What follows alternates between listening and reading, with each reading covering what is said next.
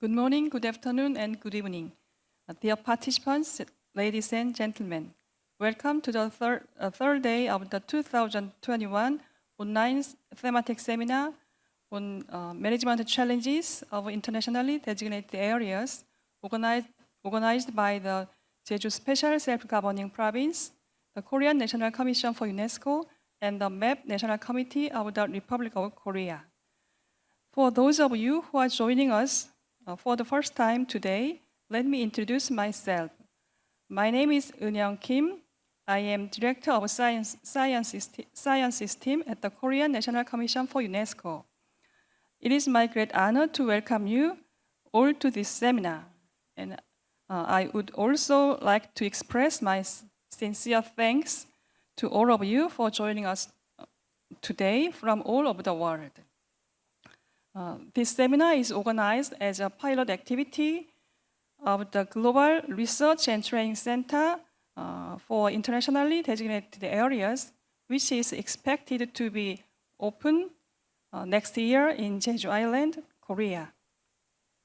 Now we will begin the third day of the seminar. Today we have a keynote speech and 3 case presentations on ecotourism of internationally designated areas, followed by a panel discussion among all speakers at the end. If you have any questions during the seminar, please leave your comments in either the Q&A tab or Zoom chat, and we will gladly deal with it during or at the end of the seminar.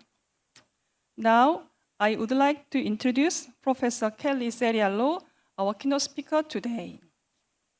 Dr. Cerialo is an associate professor in Business and Hospitality Department at Paul Smith College.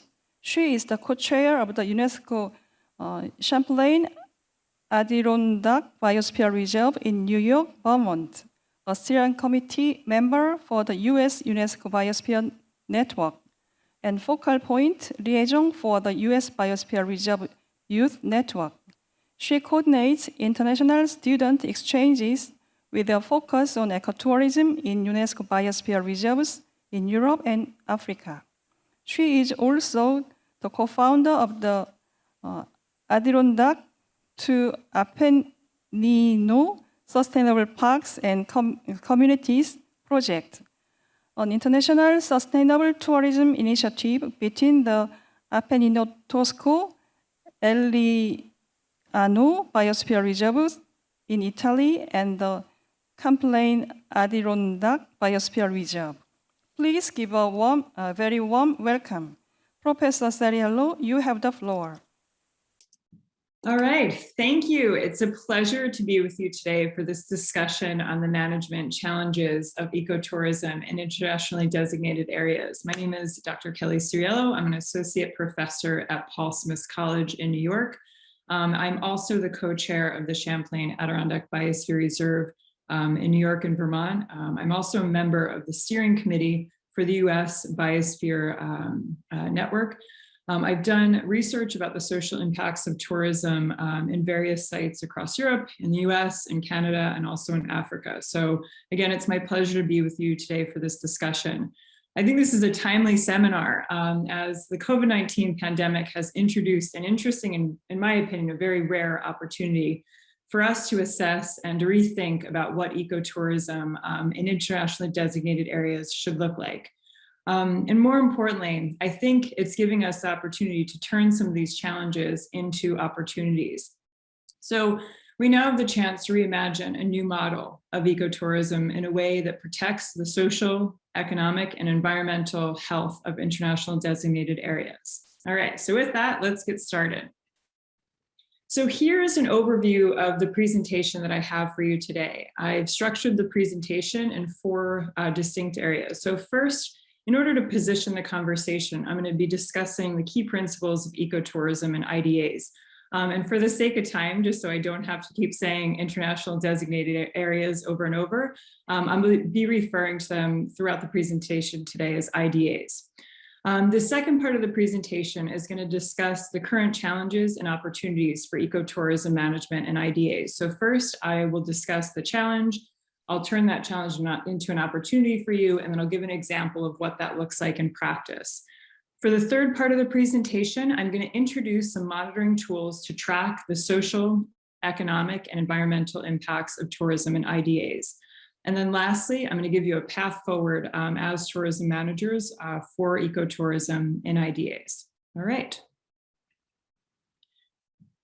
So again, in order to position our conversation today, I think it's important to introduce a working definition for ecotourism. About 3 years ago, I was teaching a class and I had asked the students to look up the definition of ecotourism. There were 22 students in the class, and to no surprise, they came up with 22 different definitions of ecotourism. So the one that I'm going to be using today and referring back to throughout the presentation is this. It's from the International Ecotourism Society, dated in 2015. So it defines ecotourism as responsible travel to natural areas that conserves the environment, sustains the well-being of the local people, and involves interpretation and education. So again, you'll see those three themes highlighted in green right here throughout the presentation today.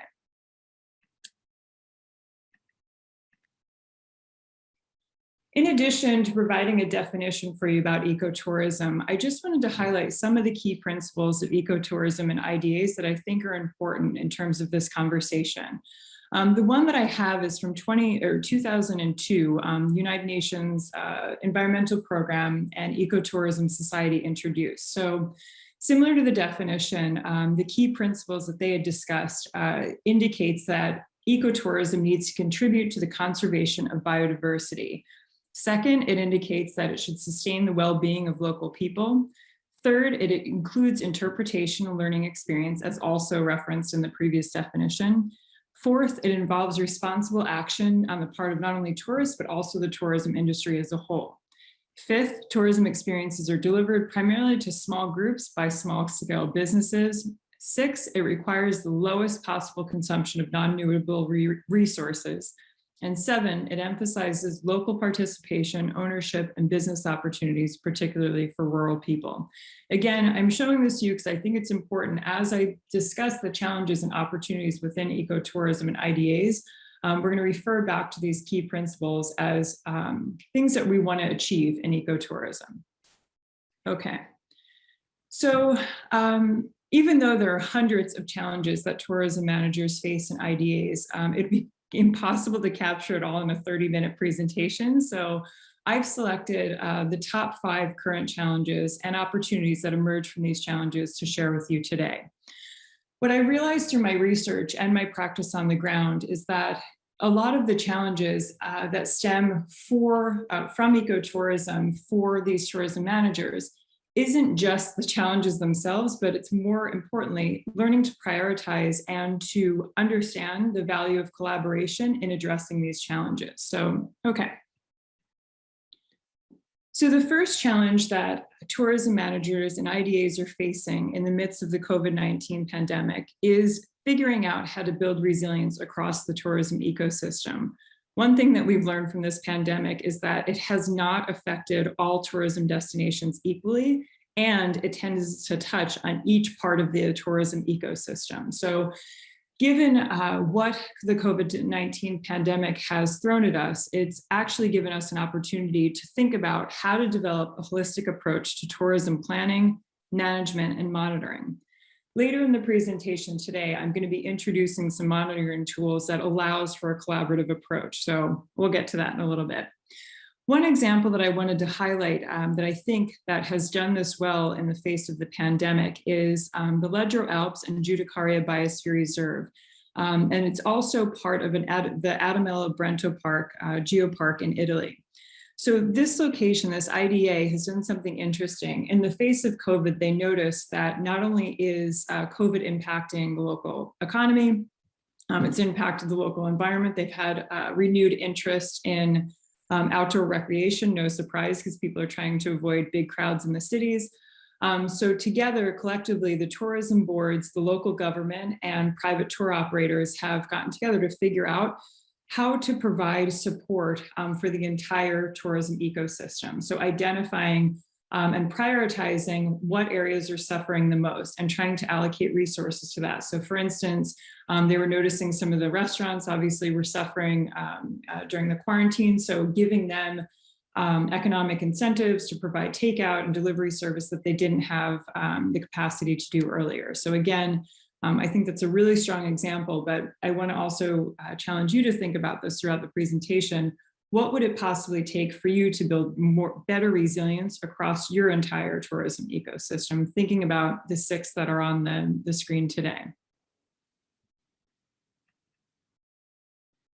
The second challenge, this is no stranger to us. The second challenge, and I think one of the most significant challenges, is understanding the social and cultural impacts that tourism presents in IDAs. This is the primary focus of my research.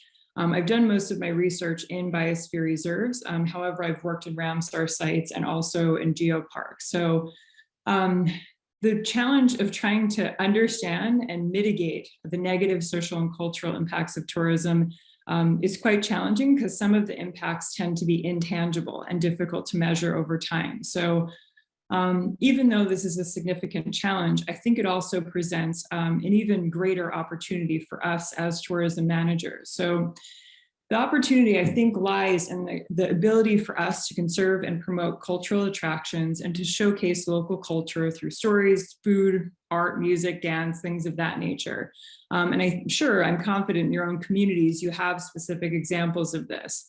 One example I wanted to highlight again that I think does it very well is that the Kwatu San Cultural Center, which is located in the Cape West Coast Biosphere Reserve in South Africa. It's actually a dual designation. It's also part of the Cape Floral Kingdom World Heritage Site.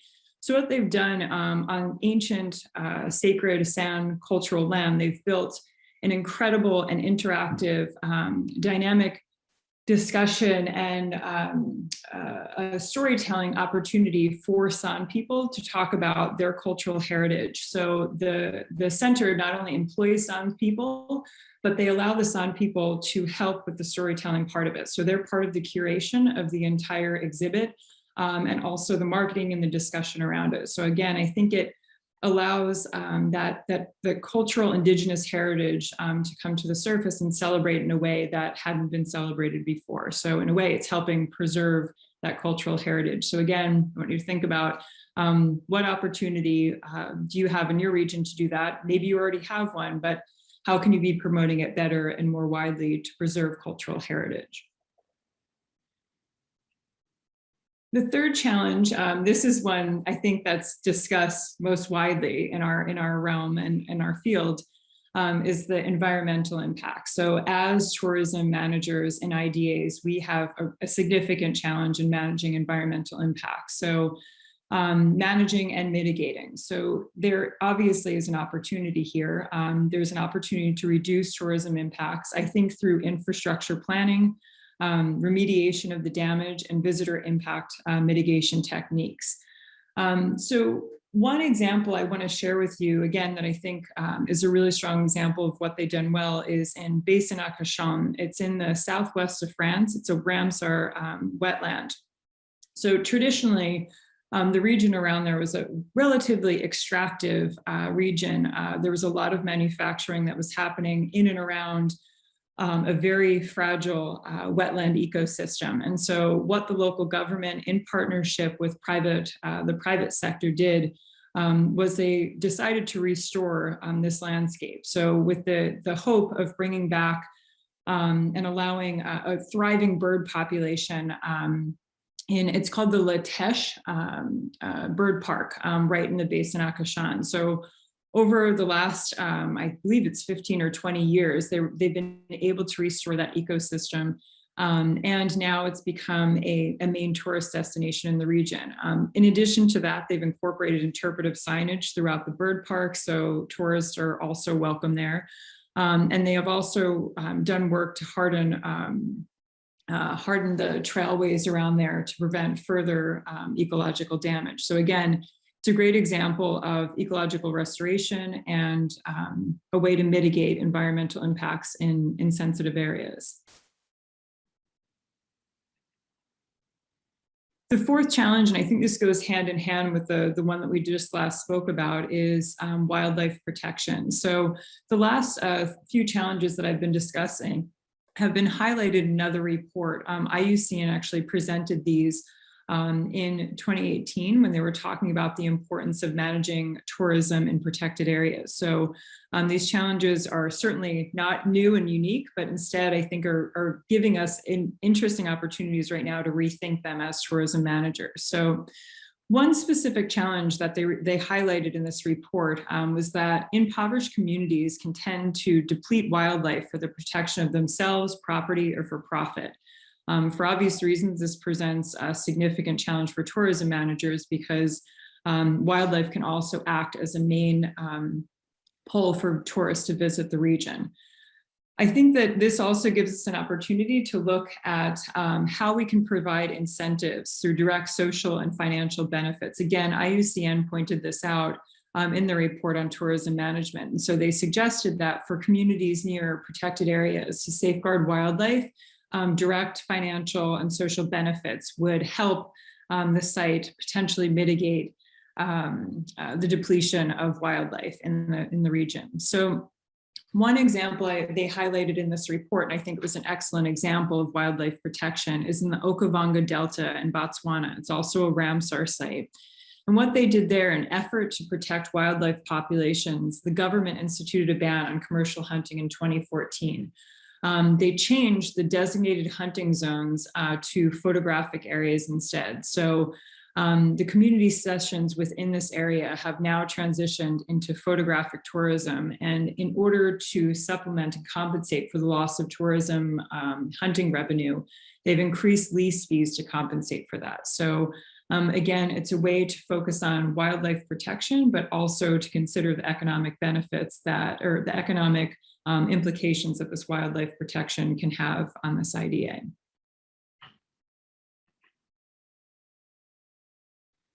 The fifth challenge I wanted to share with you today is the challenge that we face as tourism managers when we're thinking about commodification of a natural asset versus conservation. And so the final challenge is something that's not easy always to put into practice, right? There's obviously financial benefits from commodifying a natural asset, but the danger is in exploiting this resource. So I believe this is an opportunity, and again, IUCN points this out in the report, to build support for conservation of nature through integrating and developing dynamic interpretive experiences that showcase the value of IDA. So instead of giving in and commodifying and focusing on a profit-driven industry, instead introducing ways to focus on the benefits of conservation and preserving that natural asset.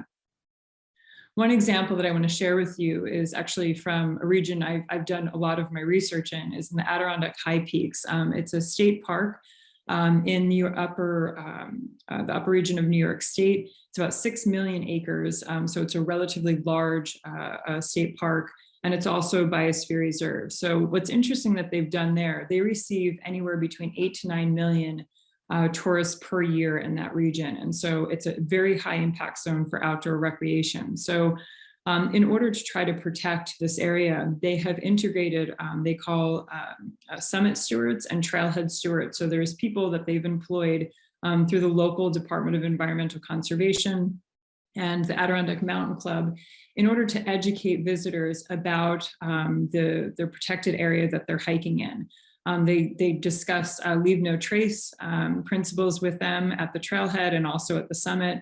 And they discuss details about the fragile mountain ecosystems that people are hiking in at the summit. So it's really given them a chance in the area to start to educate and provide information live to people as they're on the trails. So I think, again, that's a great example of seeing how you can try to avoid the commodification of a resource and instead focus on conservation and the long-term benefits of what that looks like.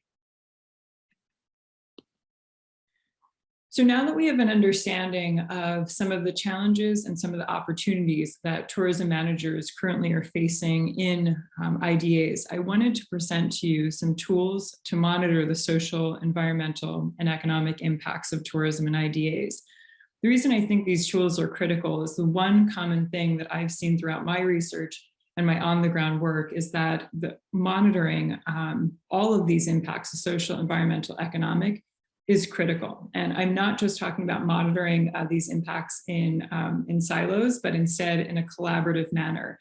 That's easier said than done, though. I think oftentimes the monitoring happens kind of haphazardly and depending on the resources and depending on the time that people have to do this. So in an ideal world, we can all monitor these collectively. We have plenty of time and resources to do it, and you work together to share information. But it's not always that easy. So I want to, at the very least, introduce these tools and think about ways that you can partner with government organizations, private sectors in your IDA to potentially use these tools to monitor the impacts of tourism on a consistent basis. But again, I know that's a lot more difficult to do in practice. It sounds very easy in a presentation, but in practice, it's a lot more challenging. So the first tool I want to share with you is something that emerged from my research in the Champlain-Adirondack Biosphere Reserve in New York that I just shared with you. It's a tool to assess the social impacts of tourism in IDAs. It was a tool that was developed specifically for biospheres, but it can be applied outside of biospheres to Ramsar sites, geoparks, and even World Heritage sites. So it's a tool that focuses on 4 dimensions of the impacts of tourism in IDAs. So the first dimension looks at the destination assets. And so what this dimension represents is that it really helps tourism managers define what makes this destination unique. And the reason that's important is that it's going to tell you what's the most important to protect. So this can be done by potentially surveying the local community, and also looking at the tourism patterns in that community to understand why people are coming there. For instance, in the Adirondacks, when I had conducted this study, the destination asset was clear. It was the environmental, that people were traveling for recreation purposes to go hiking in the high peaks region. So I'll give you an example of some of the destination assets that emerged from that study. So the people were traveling and they valued highly outdoor recreation. The people that lived in that region actually valued the quality of life there. So that was something that clearly needed to be protected. There was environmental value there. It's an extremely biodiverse ecosystem through the Adirondack high peaks with very fragile ecosystems in the summits. So, and in addition to the biodiverse landscape there's also incredible amenities and infrastructure that's been built around tourism. So some of the local community members that were interviewed for this said that they really highly value these amenities and infrastructure. However, they didn't want them to expand. So again, when you're thinking about this first dimension, it's important to look at the full scope of destinations assets, not only through the eyes of tourists, but also through the eyes of the local community. And that's going to tell you what needs to be protected. The second dimension looks at the shifts in tourism patterns. So as a tourism manager, when you're looking at the social impacts of tourism, once you understand the destination assets that need to be protected, it's time to take a look at the shifts in tourism patterns to tell you how those destination assets maybe have been impacted or could potentially be impacted. So in my study, I had found that there were significant shifts over the last 10 years that were impacting the destination assets. Overuse was a common term that I kept hearing, unprepared tourist. I'm sure a lot of us on the call today have heard these words before. So there's also a shift in tourism demographics. There was no slow season. It went from being a seasonal tourist destination to year-round tourism that was putting a lot of pressure on the destination asset. You were seeing a migration of people due to tourism, meaning that local people could no longer afford to live in the main tourist destination around the high peaks because second homes were being purchased. There was short-term rentals such as Airbnbs that were driving up the housing costs. So people were moving out of that region. So that migration was causing a lot of tensions within the community. So again, looking at those shifts in tourism patterns, we're helping you understand essentially what to plan for and decision-making in the future. So the third dimension was identifying specifically that now that you knew the destination assets and you understand the shifts in tourism patterns, what tourism tensions and inequalities were happening. So for the sake of time, I'm just going to highlight a few. There was a very clear unequal distribution of wealth related to tourism in that region, the Adirondacks that I was studying. And as I mentioned, there was a lack of workforce housing. These tensions were creating a lot of planning problems and also execution of some tourism ideas for tourism managers. So bringing that to the table and understanding how those tensions could potentially be reduced was an important part for the tourism managers. So last was identifying, now that you have an understanding of those other three dimensions, the assets, the shifts, and also the tensions and inequalities, looking at the capacity and governance issues that were potentially preventing developing a strong and integrated approach to tourism management and development. So in my particular study, it identified that this IDA was not being managed as a whole system. It was being done in silos, right? So everyone was kind of doing their work in silos. And so that was creating a really big issue in terms of the execution of ecotourism in that region. And lastly, there was a lack of capacity and resources to support the tourism demand that was happening. So for the sake of time, I'm going to move on to the next tool, and I'm happy to answer any questions about this specific tool after my discussion. The second tool I want to discuss is something that was launched in 2018. It's an incredible tool. It's called IBAT. So it's an integrated biodiversity assessment tool. I think it's an incredible tool for environmental monitoring. I first learned about it through the Wildlife Conservation Society, who uses it to track biodiversity. What's great about this tool is it's online. It's something that allows you over time as a destination to think about, again, the impacts on biodiversity. So this IBAT Alliance, or the IBAT Alliance introduced this in collaboration with the BirdLife International, the Conservation International, IUCN, and UNEP. What's incredible about this tool, and the reason I'm pointing it out to you today, and it's good to keep on your radar, is that they use three really robust data sets, global biodiversity data sets, to inform this tracking tool. So it's IUCN Red List of Threatened Species, it's the World Database on Protected Areas, and the World Database on Key Biodiversity Areas. So this integrated tool allows you as an IDA to really have an understanding of the impacts on biodiversity assessment in your region. So I encourage you, if you haven't looked at that tool, to take a look at it, because it's a great resource. The third tool I wanted to introduce to you is actually brand new. It's something that UNESCO and UNESCO has recently launched in collaboration with the German Federal Agency for Nature Conservation. So it's a tool, it's called Visitors Count. It's a tool for economic analysis of visitation. What I think is incredible about this is that it provides guidance for protected areas on the economic analysis of visitation. So in the tool, it provides extensive examples of how to best use visitor counting, best practices, some obstacles you can face with that. It gives detailed information about economic analysis once you have that visitor count. It gives you suggestions for reporting and communication. And then lastly, discusses some policy implications for the economic analysis in your IDA. So again, that was just launched in August of 2021. So it's a brand new tool. UNESCO and the team that worked on this, including Anna Spenceley that put this together, and her team did an excellent job. It's an extremely comprehensive tool that I think could be valuable in IDAs, across the globe.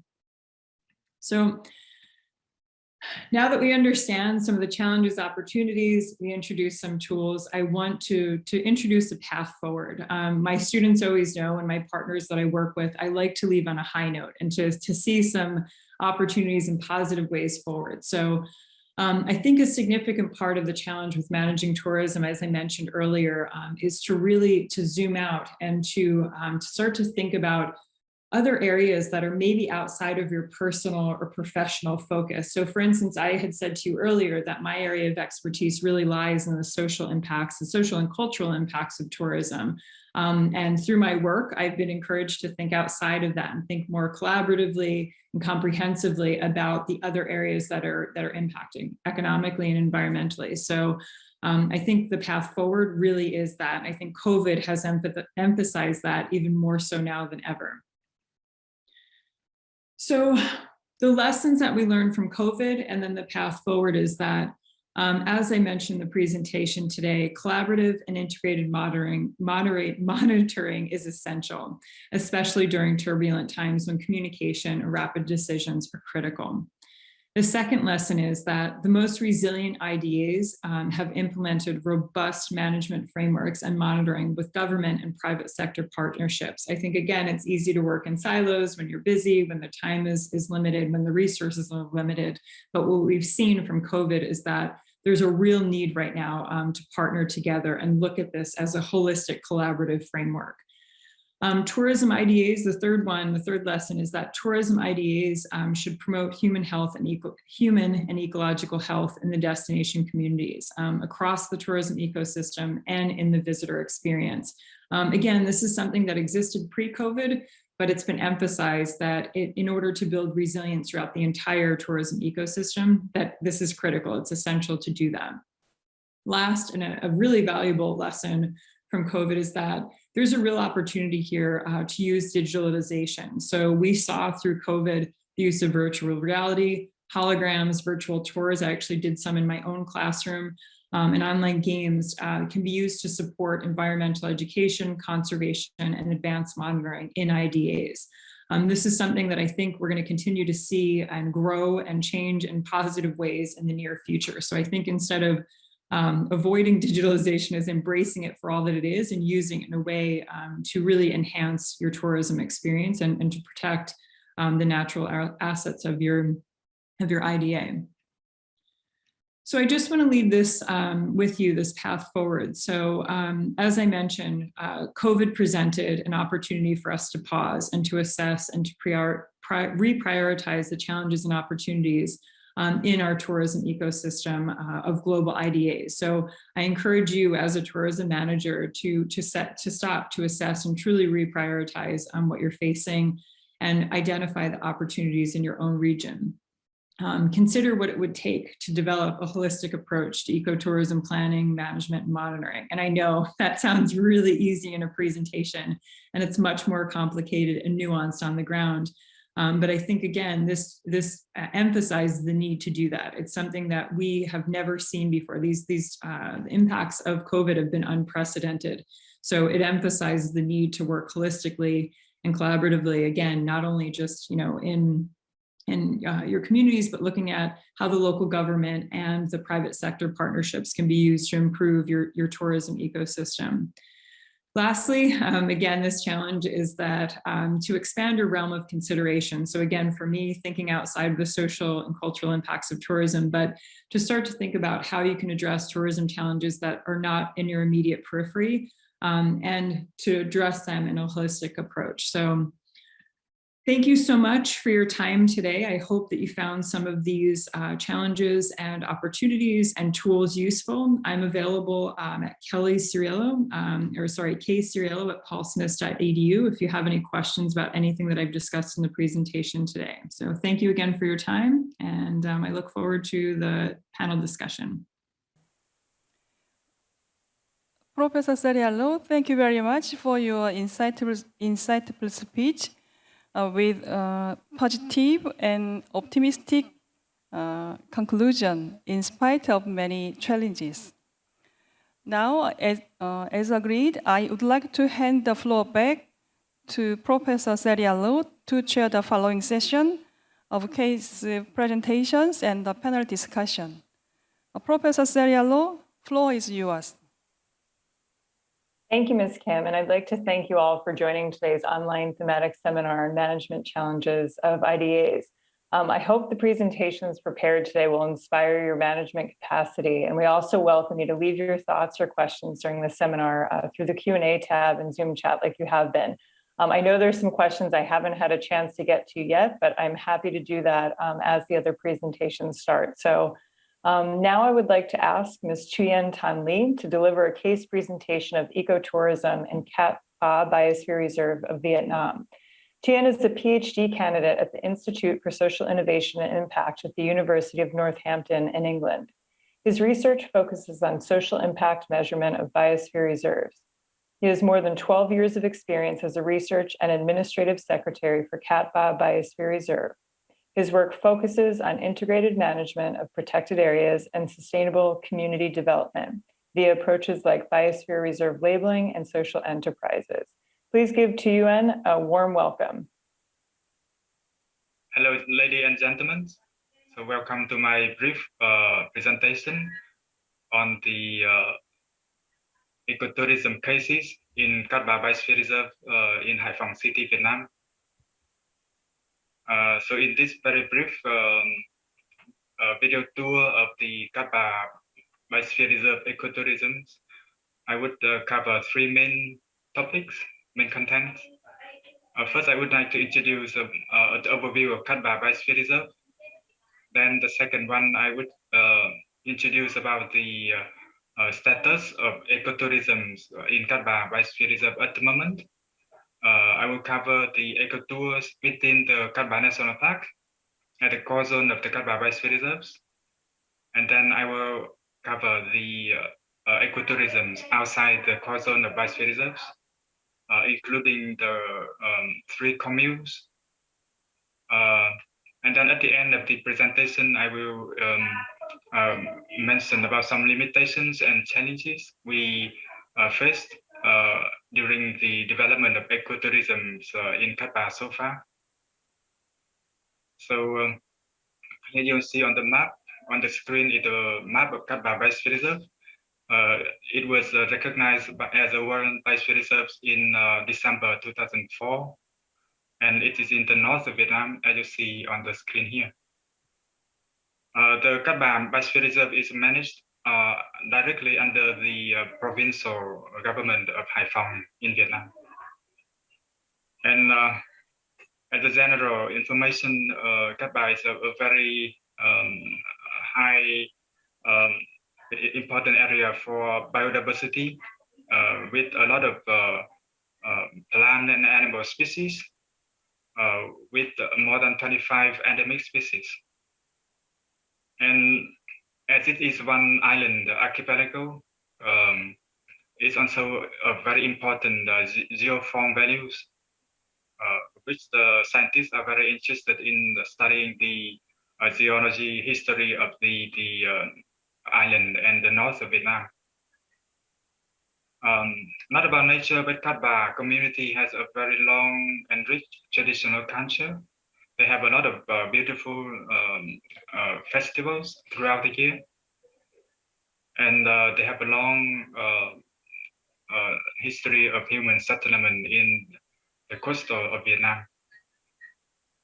And here you see the Cat Ba National Park, the image at the gate of the Cat Ba National Park. It is the core zone of the Cat Ba Biosphere Reserves, and also the most important part of Cat Ba Biosphere Reserve in terms of nature conservation. And now I would like to introduce to you about our ecotourism in the Cat Ba Biosphere Reserves. So as you see, Cat Ba Biosphere Reserve is composed of the Cat Ba National Park at the core zone, and we also have the area outside the Cat Ba National Park. So I will cover the ecotourism both within the Cat Ba National Park and outside Cat Ba National Park. So here is some of the image of the ecotours in the Cat Ba National Park. During the COVID, I didn't have enough time to collect the image myself, so I used the image I collected from the internet, from some of my Facebook friends, and it's available on the internet. You can find the reference link in the footnote of my slide. So you see, it's a Cat Ba National Park is one mountainous national park, but it's on an island in the sea. So you can see both forest, mountain, and the sea in the same location. And here you can see some of the international visitors, Professor Diane Chung from Korea, Jeju, he's supporting Kat Ba Biosphere Reserve or not in terms of sustainable development training. Apart from the ecotours in the Kat Ba National Park, we also have ecotourism outside the Kat Ba National Park. Here you see a lot of activity across the island, in the town, in the mangrove area, and in the beach.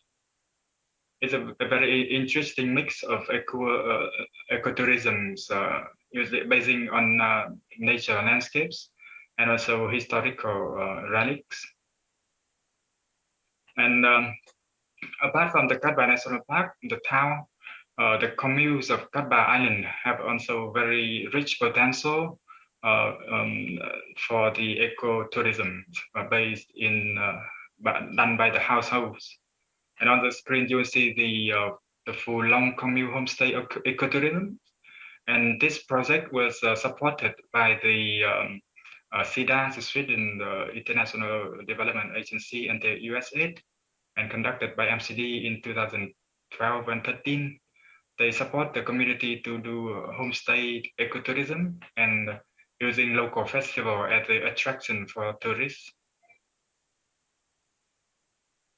The commune have the largest area of mangroves in the Biosphere Reserve, so it's very good place for tourists to go hiking and walking in the mangrove forest. And here's another commune in the Kat Ba Biosphere Reserves, the Viet Hải commune. It's a very interesting and beautiful place to go on eco tours. And since 2020, that's one research institute in Vietnam. They came in the commune and do research and help the community to set up a high quality ecotourism. And apart from the support of the research institute, the researchers, private company, many private company also organize tours to the local village. So it's a very, although it's a very remote commune in the Biosphere Reserve, but now it's very popular with thousands of international tourists visiting the commune. Here are some more photos of the Viet Hải commune ecotourism. So this commune ecotourism case is very interesting. It is not only supported by the government, the researchers, and the private companies, company tours, but also some social enterprise. You'll see that the gentleman in the blue shirt, he's a director of one social enterprise in the local mainland city, but he came to the commune and helped the people there to grow the hibiscus tea. It can be used for making teas, as you see on the right screen, and wine, the Happy wine with the Kat Ba Biosphere Reserve logo. And also the hibiscus tea flower field can also be used as the ecotourism check-in spots. And here are some of the visitors visiting the commune coral reef using the last bottom boat sponsored by the research project. And here's another commune. This commune in the transition zone of Kat Ba Biosphere Reserve, and they are setting up the eco camping tour and eco camps in the open grass field in the commune. The above, I have present you to you the overall cases and the image of eco tours in Kat Ba National Park and outside Kat Ba National Parks. And in this section, I would like to introduce to you about the limitations and challenges we face during the ecotourism development in Kat Ba. So as you can see on the screen, with the ever-growing number of tourists, we can face a lot of challenges to the environment, the sewage, and the seascapes of Kat Ba. And apart from that, we also face the challenge from during the peak season in summer, for example. We face a lot of pressure from the overcrowding tourists coming to visit the beautiful island. And along with it, the pressure from wildlife protection. Some Vietnamese people still have the habit of eating wildlife. So you can see on the screen, on the right hand, are the bird, the nests, which are the local people.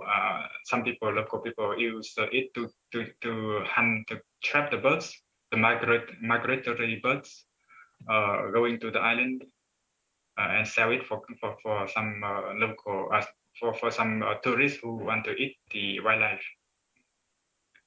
Yeah, and also apart from that, the waste and the sewage and the water supply for the high number of tourists is also a challenge for the island. And like anywhere, Kaba Biosphere Reserve is also faced with a lot of challenges from climate change.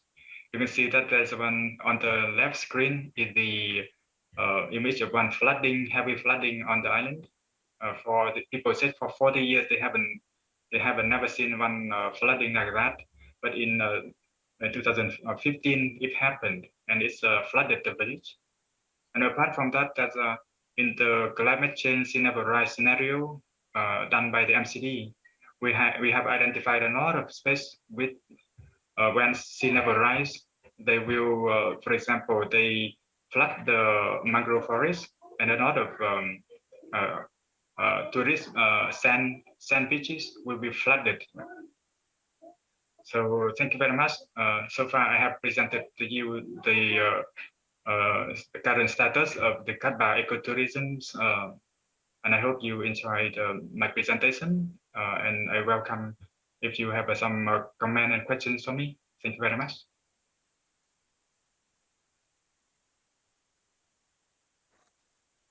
All right. Thank you very much, Tuyen, for that informative presentation. Our next case presenter is Mr. Joshua Mwankunda, and he will share the case presentation of ecotourism in Ngorongoro, Lengai, the UNESCO Global Geopark in Tanzania. Joshua has accumulated 19 years of expertise in the conservation and development of heritage, community participation, tourism, project management, and engineering practice. He is currently the manager of the Cultural Heritage and Geopark Department, where he is responsible for integrating conservation, preservation, environmental management, community engagement with heritage, and planning sustainable use of heritage resources.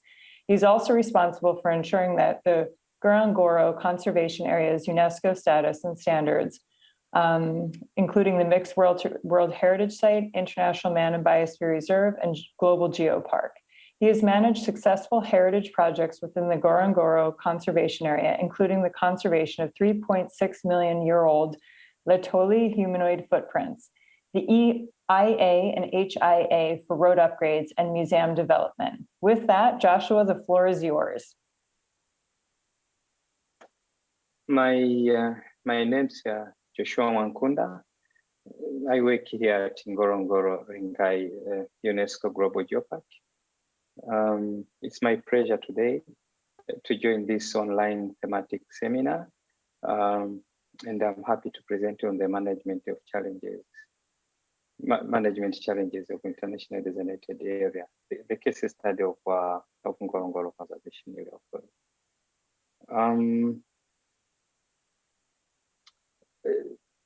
I'll be talking about ecotourism in our case at Ngorongoro Lengai. So the screen you are seeing now shows where our area is located. We are actually located in Africa, East Africa.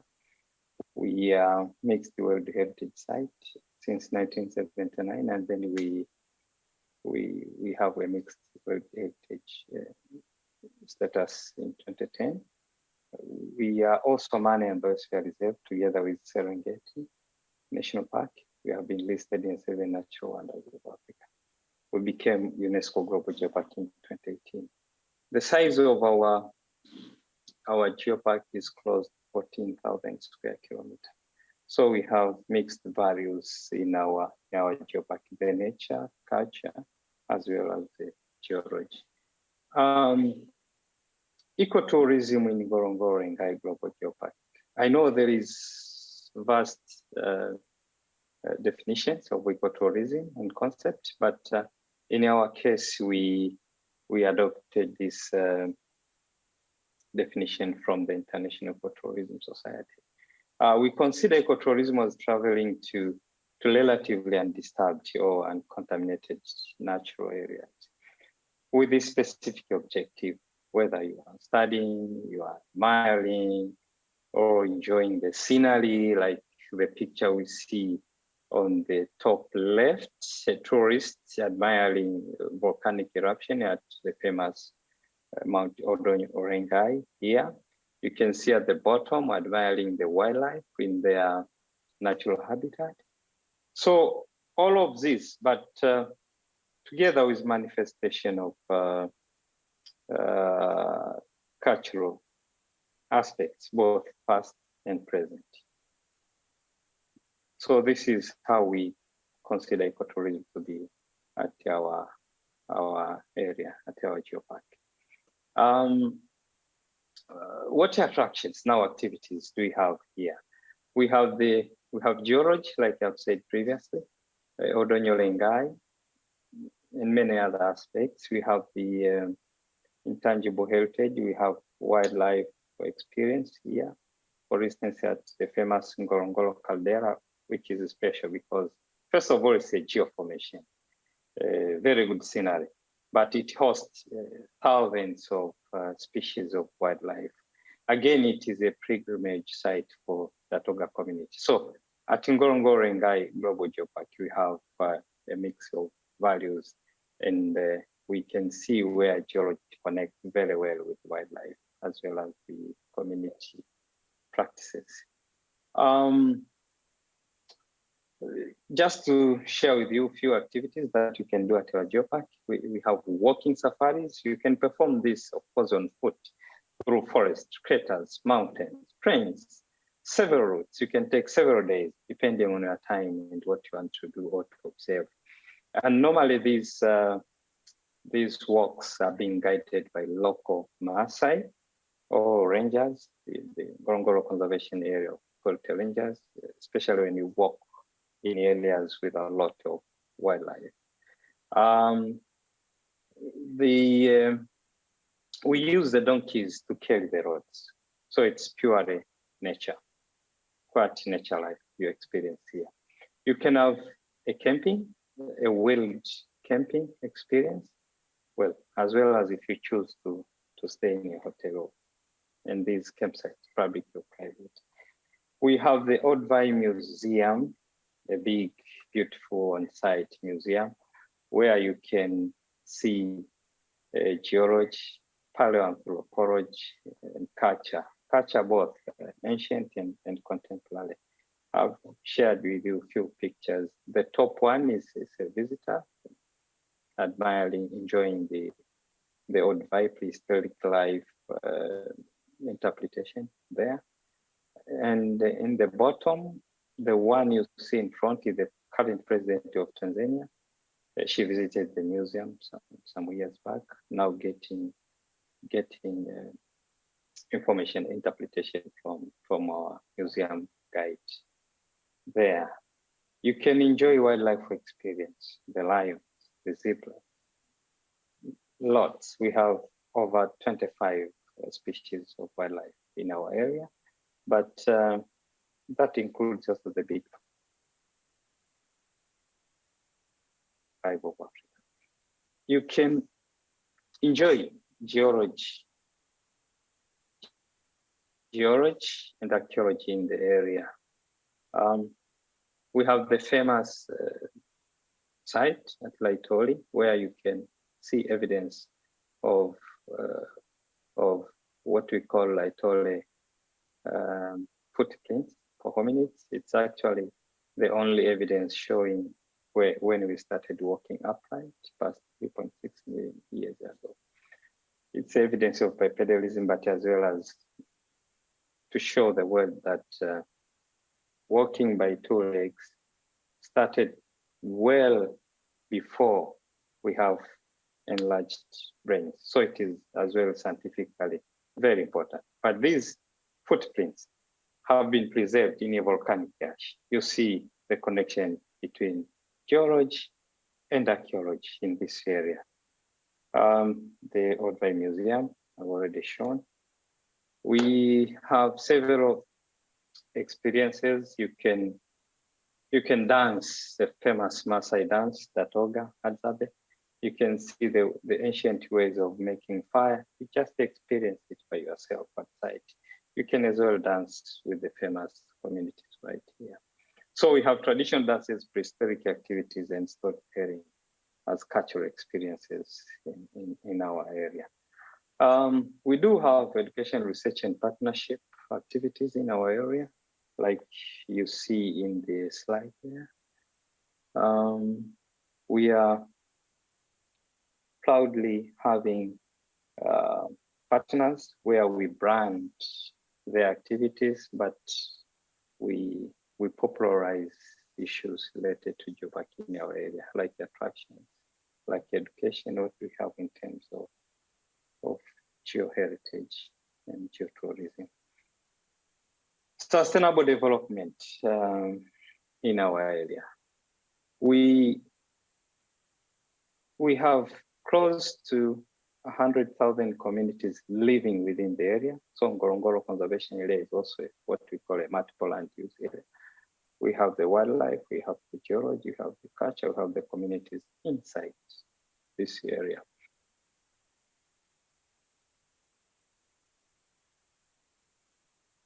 So to do the curios, like you have seen on the top left, you see a local community led there selling handcraft made tools to visitors. They get some cash out of this. We consider this as tourism activities.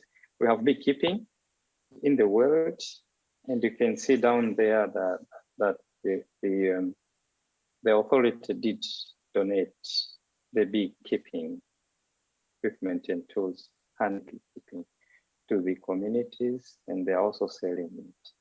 But we do support communities by using 10% of our gross income coming from tourism to cover for education, for health, food subsidy, because the communities here in Ngorongoro are not supposed to do cultivation. This goes in conflict with the conservation, as well as supporting the livestock keeping infrastructures in the area. So in terms of sustainable development, these are few activities that we do with the communities. Challenges and lessons learned now. We have experienced cultural interference.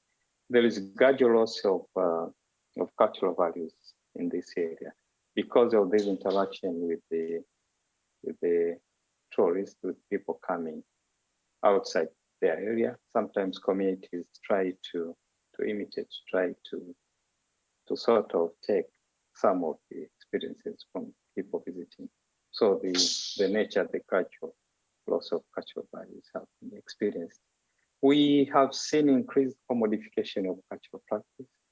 Now it's sort of, it's more and more common that when you want to experience it, you pay a little bit to see how these practices are being done. We have seen increased heritage and human conflicts in the area. And I think, well, we are doing the study now. This is due to increased populations of human, wildlife, and livestock. The carrying capacity of our area looks like can no longer hold these increased numbers of human, livestock, and wildlife, as well as the human activities in the area. People now want to construct good houses, want to have electricity, want to have running water, and well, supporting these to the required standards cause some conflict with the conservation. We have seen signs of climate change, like reduced vegetation cover. Now, if we monitor by satellite images, we see quite a reduced number in terms of vegetation cover, the percentage of vegetation cover in our area. We have seen reduced pastures for livestock. You know, the people here depends on livestock. And this pasture land is also used for wild animals. So there is increased conflict in areas where the pasture is in good state between wildlife and wild animals. And this brings in the humans to the conflict. We see some extreme weather conditions with a heightened risk of geohazard. Like now, we have experienced longer periods of cold climate. And this has some effect to the landscape, to aesthetic views, and to the patterns of grazing in the area. We also have seen decline of pastoral economy and increased poverty to local communities. The production of their livestock is getting lower and lower, despite all the efforts of updating the breed, the species. But taking into account increased number of communities within the same area, so the production of livestock per capita in a person has severely declined, and this is not very good for us. So what we have learned so far is, first of all, the ecotourism revenue alone do not meet all of the community's economic demand. We have to find some other ways to support this community. And unfortunately, administering Ngorongoro conservation areas, a multiple land use is like failing because of this conflict between heritage conservation and human activities, if they have to happen within the same area. So we don't attain the level of people's prosperity, the human development indices, as we would wish to see in our local communities. This is a big challenge now.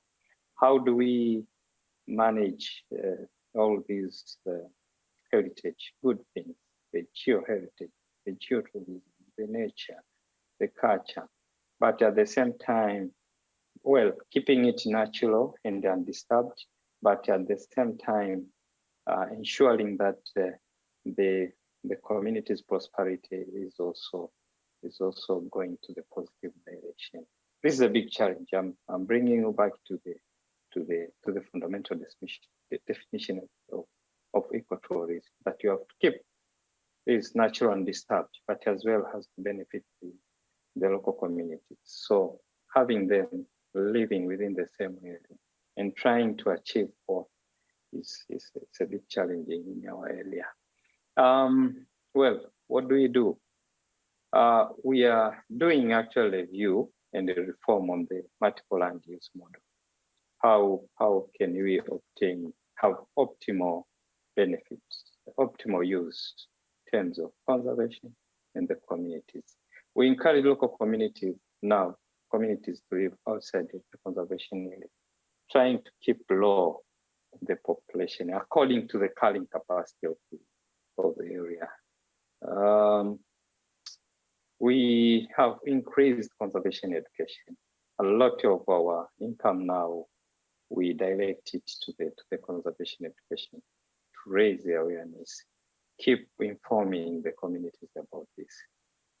Thank you so much for today. I have those few elements to share with you from Ngorongoro Conservation Area Authority. You are most welcome to Ngorongoro Lengai UNESCO Geopark. Thank you very much for your attention. Thank you for that fascinating presentation, Joshua. That was excellent.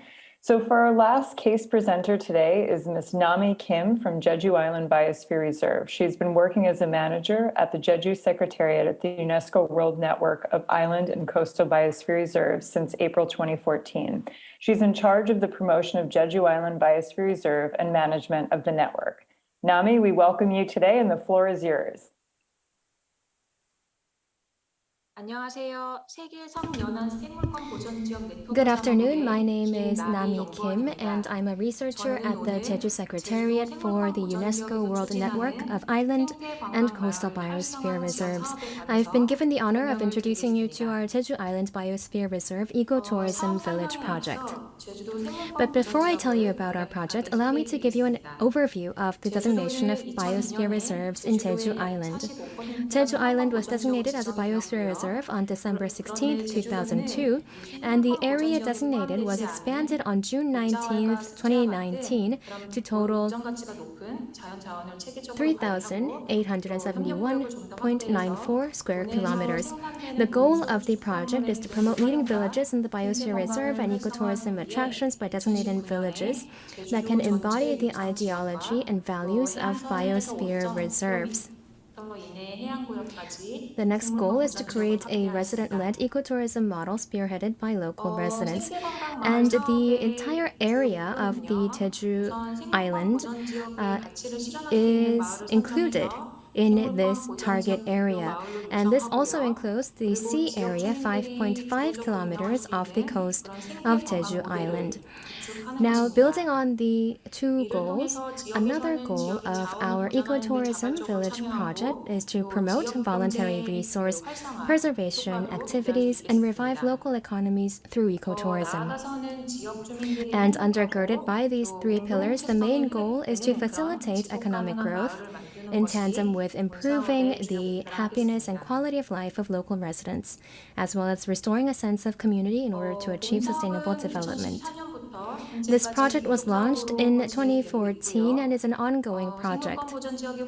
Following the expansion of the Biosphere designation in Jeju Island, the target of the project now includes all natural villages at the Uk, Myeon, Ri, and Tung level in Jeju Island, and our budget is 2.5 million Korean won for each village over a 5-year period.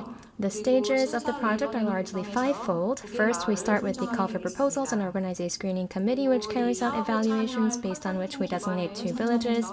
And next, we select a consulting firm and distribute grants. After that, the project is implemented step by step, as you can see here on this next slide.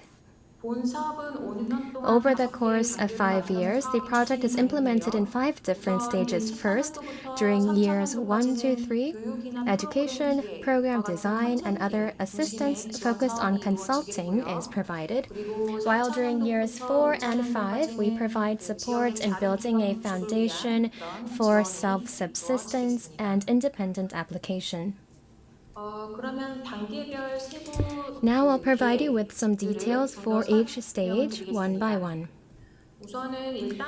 In stage 1, a regional consultative body comprised of local residents, environmental groups, the government, ecotourism experts, and others are formed, and a resource survey is carried out to discover ecotourism resources in the region.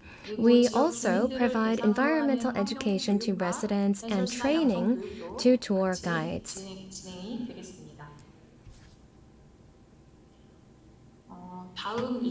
And in stage 2, we develop ecotourism contents and build marketing channels such as websites.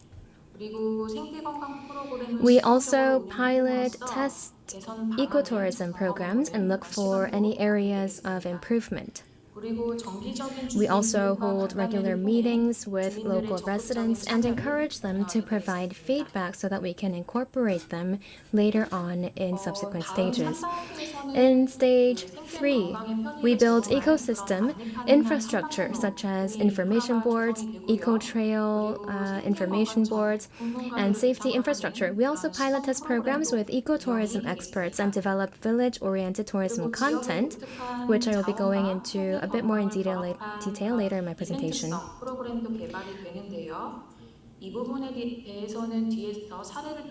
And I'll be also talking about some eco-festivals as well, included in tourism content.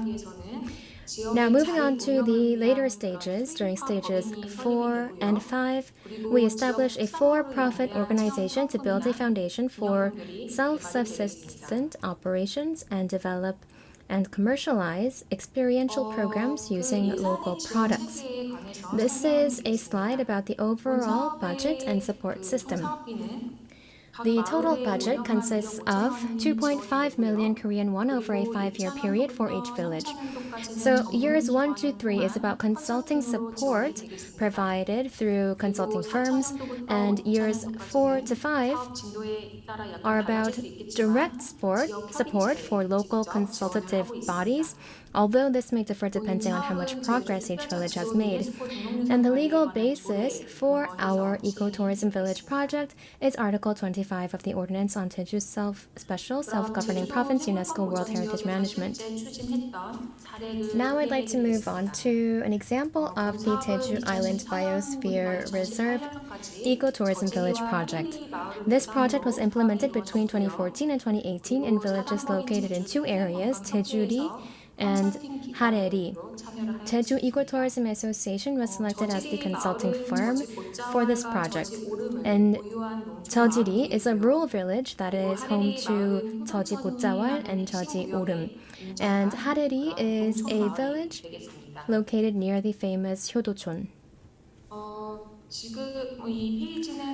This slide shows pictures from when we carried out the ecotourism village project in Hareri.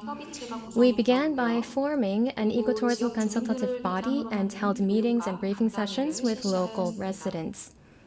The last picture on the lower right-hand side shows us carrying out a survey of the village resources with local residents.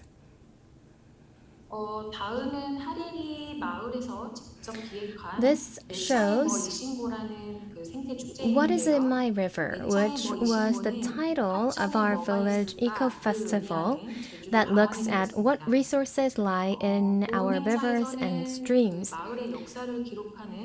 We also held a photo exhibition showcasing the history of the village, and the local residents organized and performed performances and concerts during this festival. The next shows the pilot testing of the ecotourism village project in Hareri.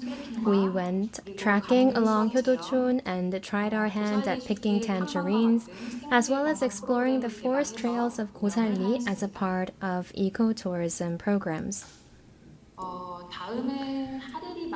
This slide shows us developing local products using tangerines. We use tangerines to make sangwe bread, which is a local food of Hareri, and developed experiential ecotourism activities such as make your own sangwe bread burger using tangerines. This program is led by the Association for Tangerine Sangwe Bread in the region.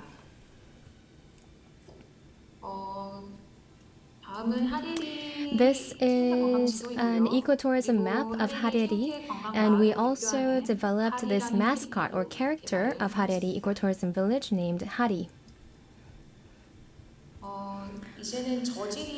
Next, I'll introduce you to the ecotourism programs for the Jeju-ri village, which was the other village chosen for the project. Similarly, we began by forming an ecotourism consultative body as we did for Hareri, and we also held education sessions and meetings with local residents. The last picture on the lower right-hand side shows us carrying out a survey of village resources with local residents. This shows the pilot testing of the ecotourism village project in Jeju-ri. We organized an ecotourism program exploring the Jeju Gotsawal and Jeju-ri Orum.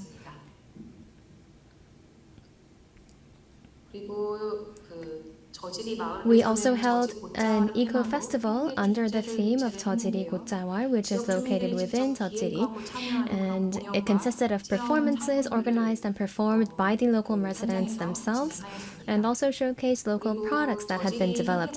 This is the ecotourism map of Jeju-ri and the mascot for Jeju-ri, named Donburi, that we developed for ecotourism.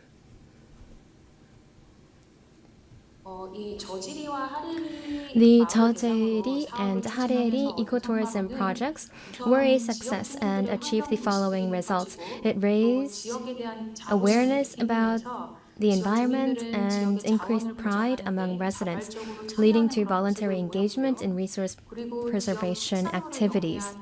The project also contributed to reviving the local economy by introducing experiential programs using local products. The project, in addition, created jobs for the younger generation in the villages, encompassing ecotourism, reservation management, and promotion. And most importantly, both Hareri and Jojeri villages were accredited as an ecotourism site by the Ministry of Environment during this process.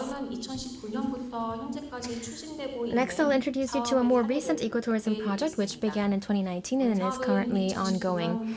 This project is for Pyeongdaeri village and Hogundong villages and will continue on until 2023. Once again, the Jeju Ecotourism Association participated in this project as the consulting firm of choice.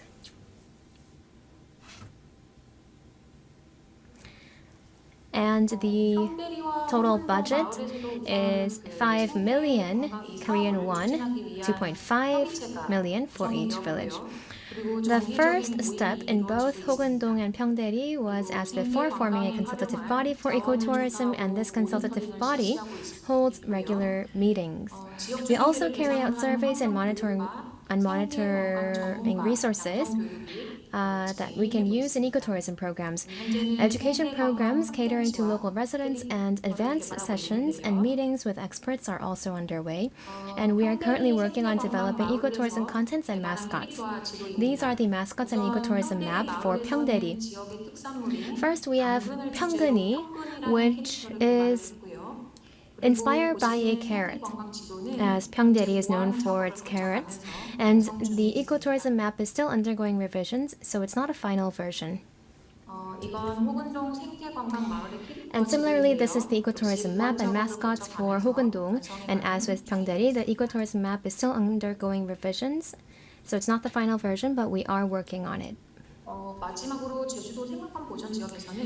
In closing, let me briefly touch upon our future plans for ensuring the sustainability and endurance of the ecotourism village projects. We are planning on carrying out research and analysis on the socio-economic impacts in Hareri and Jojeri villages with outside experts, since the project has now ended, and this will help us improve future project management plans. In the case of Hogundong and Pyeongdaeri, where the projects are still ongoing, we will continue to strengthen the integrity of the projects by reviewing feedback from experts after project completion. Last but not least, we plan on supporting efforts to build a network and facilitate communication and exchange among and between ecotourism villages as well. That's the end of my presentation. Thank you so much for listening. Thank you, Nami, for the insightful presentation and for the interesting ideas about ecotourism villages. Now, this is the end of the case presentations, and let me invite all the presenters to the panel discussion. Before starting the session, I'd like to share with you the results of the survey that conducted throughout the seminar. So the question that was asked to participants, as you'll see on the top of the screen, is what is the main challenge that you face when promoting ecotourism? And as you'll see here, I don't think it's a surprise to us as any tourism managers. As you can see from the findings, the most significant challenges that participants face when promoting ecotourism are coordination, funding, and budget. I think these findings are in line with what the case presenters and I have discussed today. I think these challenges of coordination and developing a holistic approach to ecotourism management and monitoring actually gives us an opportunity to think about how to do this. As I mentioned in my keynote, for a variety of reasons, tourism planning and management often happens kind of in silos. And I think what's great is that we're recognizing the need for better coordination. And I believe that starts with stronger communication, knowledge sharing, and regular meetings. I think each of our case presenters today alluded to various elements about how communication, knowledge sharing, and holding regular meetings are key to improve coordination. As for the funding and budget, tourism is often overlooked by policymakers, right? So I know this varies depending on what region you're in, but I believe that in order to improve funding and budget, policies have to change to better support tourism and coordination planning. So some of that just starts with spreading awareness about the potential impacts of tourism in the various regions. So I want to give the panelists an opportunity to weigh in on their thoughts about the results from the survey. So I will actually start with you, Tuyen, if you want to weigh in about if you have any thoughts to share about the results from the survey. Tuyen, I can see you. I can see your screen, but I don't see your picture yet. So if you don't mind turning your camera on, that would be great. All right. While we wait for Tuyen, I'll turn to Nami, actually, if you want to share some thoughts about the results from the survey. And then Joshua, I would love to hear from you. Go for it, Nami.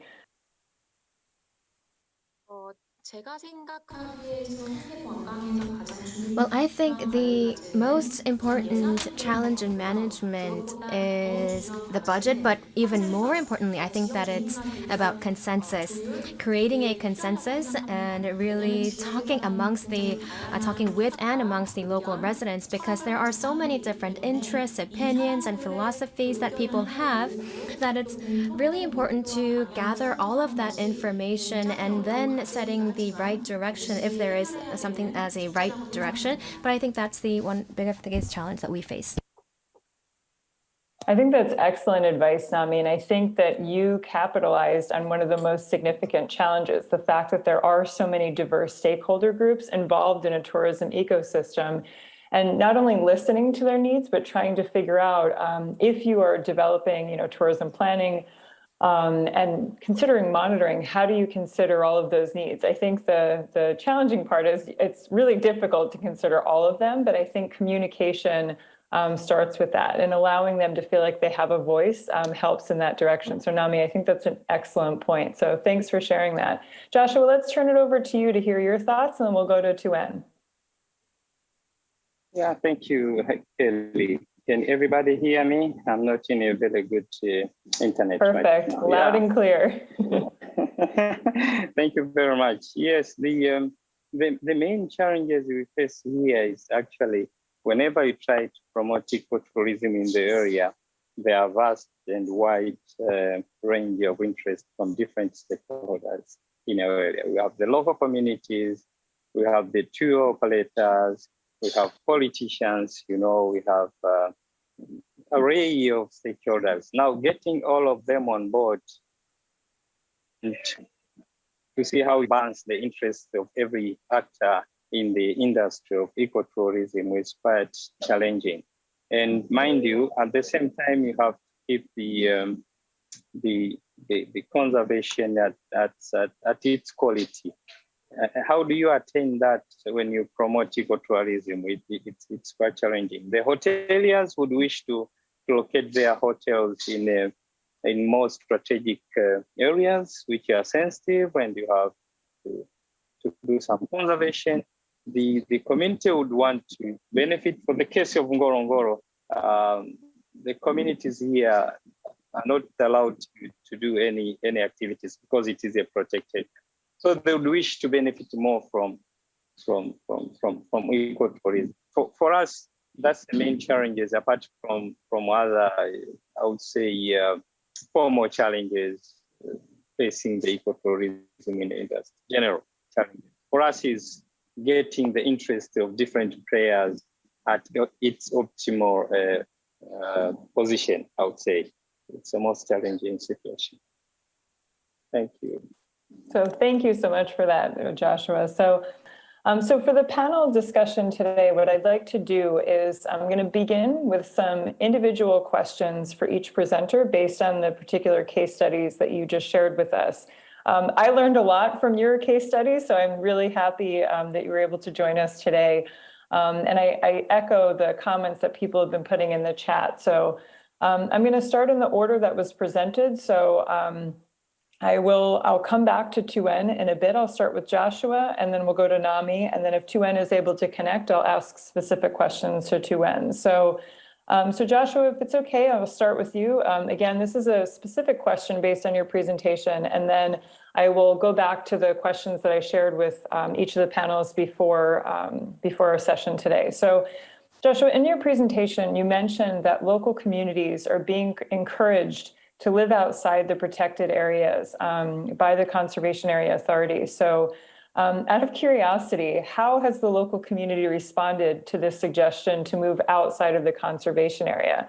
Has there been resistance, or have residents welcomed the opportunity as it allows for diverse economic development initiatives that are potentially restricted in the biosphere? So can you tell us a little bit about what the response has been to that? Yeah, thank you, Kelly. There are mixed perceptions in this approach, in this, I would say, trial, because we did it officially in 2010, trying to relocate the communities outside the conservation area. Of course, it mainly was for improvement of their well-being. Whatever they get economically, they cannot really, how can I say, manipulate or use it within the protected area. There are certain rules like don't build a permanent house. No, we don't allow running water to every house because of the sensitivity of the conservation. So they relocated, like it was about 300 families, and tried to live outside the area while having their ecotourism activities within the Ngorongoro conservation. It went okay, but interrupted by politics. Sincerely, I would say that. And even now, the communities, some of the communities are happy and eager to move outside the protected area, but still practice the ecotourism activities in the area. But some of them, I would say, a bit of a group of people are being encouraged to remain there, because of these activism and kind of things, like, land, you don't have to move, then the government will do blah, blah, blah, blah. So we have different feelings, but I would say 60% of the community are happy to live outside the protected area, but still keep on doing ecotourism activities within the area. And this is what we are trying to see how we can facilitate at the moment. It's a voluntary relocation for the community with the primary objective of improving their well-being and giving them opportunities to practice other economic activities rather than being in the area where there is some protection. And the secondary objective, of course, is to see how we can achieve conservation, because the growing population of the community, the growing number of communities activities within a fixed boundary of this area is getting more and more difficult to balance with the conservation issues. Yeah, thank you. I would imagine when I first was reading your report and then listened to your presentation, I just was imagining in terms of stakeholder conflicts, right? So we're talking about social impacts. I can just imagine the conversations that are being had around that. And it's encouraging to hear that 60% are in support of it, but I see, on both sides of the spectrum, the dangers in having that conversation with locals. And I'm sure I would imagine, from a conservation standpoint, there are needs to do this, like you said, with an increasing population. So I think that I was interested to hear about it in your case study and to see how over time that's going to end up. So I appreciate you bringing that up in the discussion.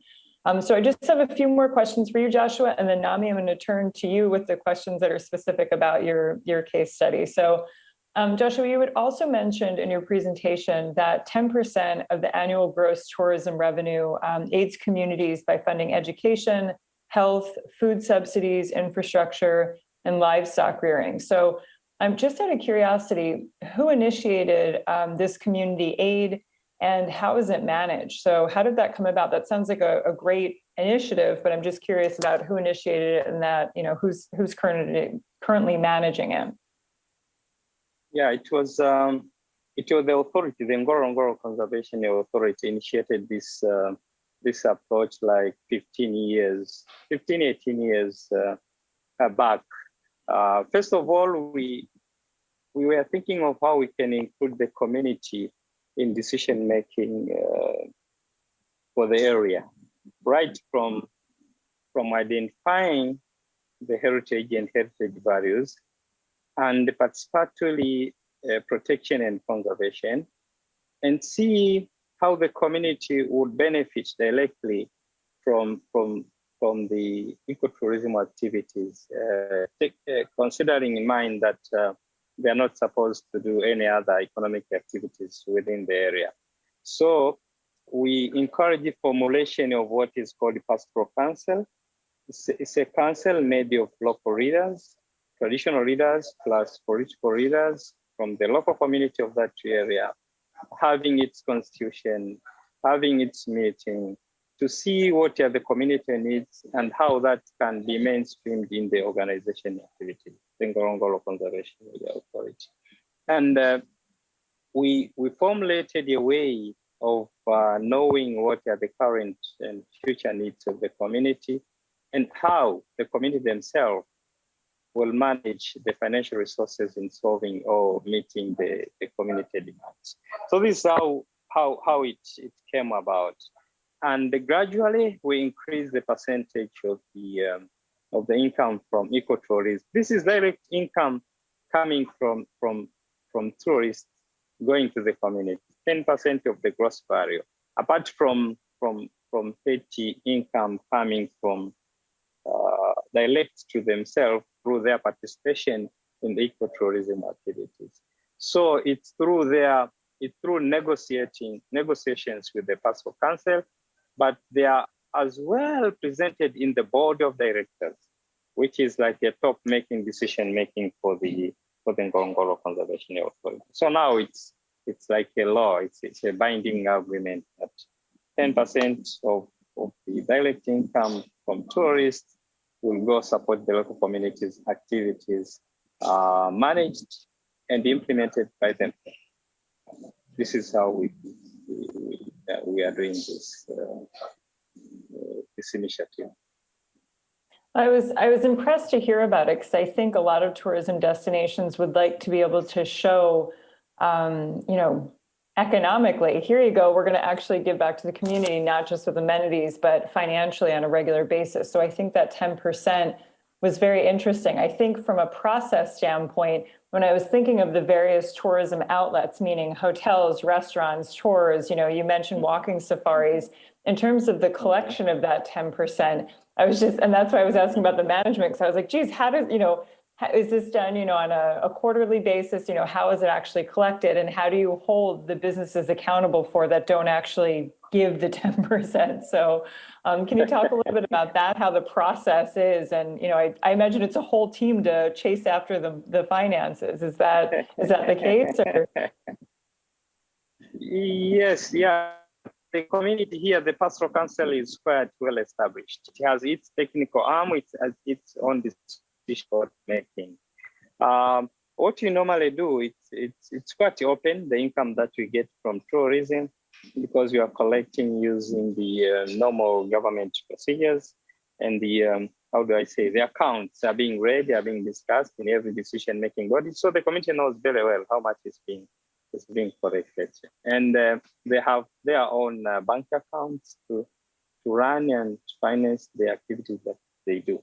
So basically, it's the authority collecting this money altogether. Before COVID, we were collecting around 16 million USD annually gross, which is used to cover for operations of the authority as well as this community part. I talked in my presentation about the basic objectives of the area. First of all is to promote conservation and protection of cultural and natural resources in the area. And second is promote the community well-being. We say the interest of the indigenous communities within the area. And thirdly is promote the tourism. So within these objectives, the authority has to finance its own activities. We don't get government money until after COVID that we are getting the subsidy. So we collect it as an authority. We compute the 10% change and bring it to the community to finance the activities that they fund in that particular year. To their bank accounts, actually. They are being audited as well, you know, when you run the audit, government audit, what we have done. But I reiterate here, the only challenge we faced, apart from all these initiatives, we did not realize, we did not see the truly improvement in community livelihood. And we think, and I'm sorry to say this here and to admit, we think the law that has established this authority is not, how can I say, not very well in support of community well-being. Well, basically, I think the people who formulated it were thinking of how they could balance the conservation issue and community. You know, whenever you support activities within a protected area, in a way, you'll be going against conservation values.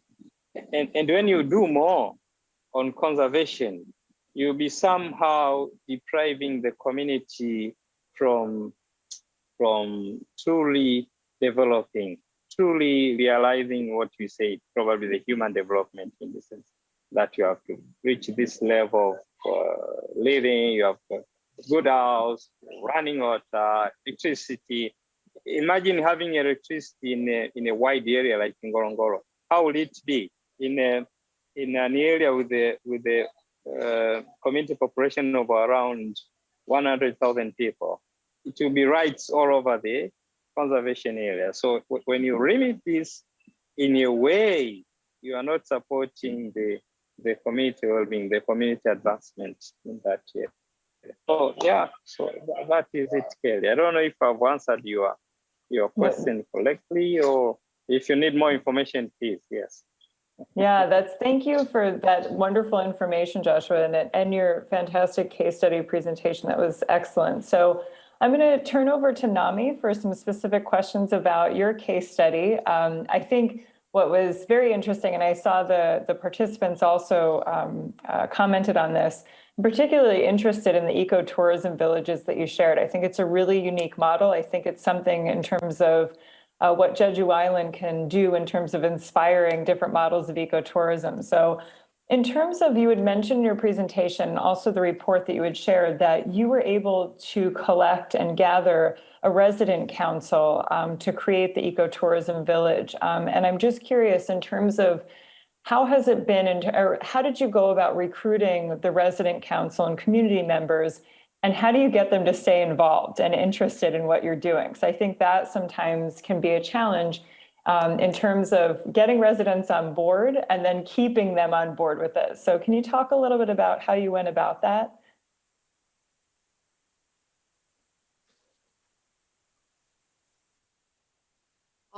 우선 그 생태 관광 마을 그 지원 사업에 공모를 할 때 Well, first of all, during the call for proposals, the most important thing is that the village itself drafts the proposal. The local residents need to be involved, and there needs to be a consensus among the local residents when drafting the proposal. And so we believe that the most important element, the most important stakeholder in ecotourism are the local residents, the local community. So that is why we require a consensus beforehand. That's great. And that's encouraging to hear, because I think that community support, as you just said, and having the community behind ecotourism is what really allows for the true sustainability of it, right? So that's what allows it to last. And I think also it allows to build some resilience in the ecotourism system. So in terms of once you've had the ecotourism villages up and running, I know you had cited two specific examples, and then you had mentioned that they're going to expand to potentially 2 other spots. What were some of the main challenges in the first 2 that you had tried? What were some of the barriers or challenges that you faced in terms of starting them? 제가 생각하기에는 우선 마을 Well, thank you for 공동체의 that 다양한 question. 의견과 Well, first of all, I think there 선호도 are a lot 있는 of 그런 different 사람들이 interests, 있습니다. opinions, 따라서 thoughts, and 모든 philosophies 지역민들의 생각과 among different 목표를 villages 하나로 and 합치는 even 것이 가장 within 어려운 those villages. 과제였는데요. So, and once 특히나 again, 이 creating a 생태 건강에 대한 consensus 정보 and, 접근이나 수익 분배가 meeting 모든 지역 somewhere in 주민들에게 between is 공정하고 always important, and 공정하게 there always 제공이 needs to be 된다면 equity, 괜찮겠지만 그 equitability. 지역의 And 대표나 of course, we always 분야에 aspire towards that, but that 청년의 is not 생명과 always 같은 마을에서 attainable. 중요한 For 역할을 example, 담당하는 주민들이나 uh, 또는 you also need to 자기 talk 주장이 with 강한 local 그런 지역 residents 주민들이 who 이 have a very 모든 important role 정보를 in what is 공정할 수 going on. 있다는 그런 You 문제가 also need to 있습니다. make sure that 그래서 you 이 don't 생태 건강을 overlook 추진하는 the 데 minority 있어서 이 opinions 정보 in the village as 접근과 well. 그 So, 수익 분배, providing access to 공공정서, information and 또 이 also addressing the 비민주적인 issues of 삶을 지키는 이 inequitable 지역의 distribution 생태 of income or 건강을 추진하는 데 profits 있어서 are 분산이 extremely 어떻게 important elements in 되는가 여쭤봐도 ecotourism and can 좋겠습니다. at times 그래서 hinder 생태 건강 the 마을 사업을 development of 추진하는 such projects. That is 과정에서 why 소외되는 이 지역 주민들은 또 본인의 the 거주 공간이 marginalized 생태 people during this 관광지가 process 되어가는 이 과정을 believe 충분히 that 받아들이지 못해 their 침해에 rights 대한 are 그런 actually, their 문제들이 있게 privacy 되고 is 또 actually 이를 통해 infringed 지역 주민 upon 간의 because of 갈등을 these 초래할 수 projects. 있는 And 그런 these 문제도 conflicts also need to be resolved and 생기고 addressed, 있다고 and also, 생각합니다. of course, prevented from the get-go as well. Nami, you just brought up 2 really important points among many others, but I think that what you said resonates a lot because I found a similar finding in my research in terms of the inequity related to tourism, right? So the marginalized communities that are often overlooked and kind of pushed to the side in terms of when tourism is planned and managed. So I think that addressing those and being aware of those up front is part of the challenge, right? And I think that you very accurately described that. The other piece I want to highlight is that, and I think in the areas that I've studied, we've really struggled to do this. You mentioned that looking for the voices that are not at the table, right? So that don't show up and aren't always heard in the conversation. And I think what was interesting in the areas that I've worked, they're not always apparent. And so how do you find them? And so for us in our, the biosphere that I had done the majority of my research, it was for us, the indigenous populations. How do we get their voices to the table? What does that look like? And not tokenizing them and in a way, making sure that the conversation includes them on a consistent basis. So I think you really touched on one of the most critical points in terms of early planning and thinking about a holistic approach is thinking about the voices that aren't there. And if they're not there, how do you get them there? And it's not always easy. So I think I really appreciate what you said there. I have one more question for you, Nami, and then I want to turn to Tuyen. Welcome back, Tuyen. Great to see you. So in terms of building the future ecotourism villages, so I know you had started out with the two new ones that you are developing. What lessons have you learned from the 2 initial ones? And are you changing anything in the format or management of the new ones that are coming? 사실상 저희가 그 사업 계획을 바꾸진 않았고요. Well, we 지금 didn't 저희가 actually 생각하고 revise the project development plan. The expansion did involve some revisions, but however, it did not entail a revision to the actual management plan itself. However, COVID-19 pandemic does bring about some unexpectedness as well. There are things that we can't really foresee at times. some things that are just a little bit opaque, I guess you could say, and problems overall that arise. There are some people who are dubious about whether we should continue with ecotourism projects despite the COVID-19 pandemic as well. So maybe some that are catered towards the small number of large group tourists who come in group tours, and maybe online programs as well. These are areas that we're looking to improve upon. I think the idea of innovating during COVID, with the ideas that you had said about, offering online components, the small group tours is a great approach. I think that I'm not surprised to hear that some of the local community members or some of the stakeholders would push back about tourism, during COVID, because I think right now, and I've seen it again in the other areas that I've worked, COVID has exacerbated the tourism tension. So there's a need to bring tourists back and to promote economic development that's missing.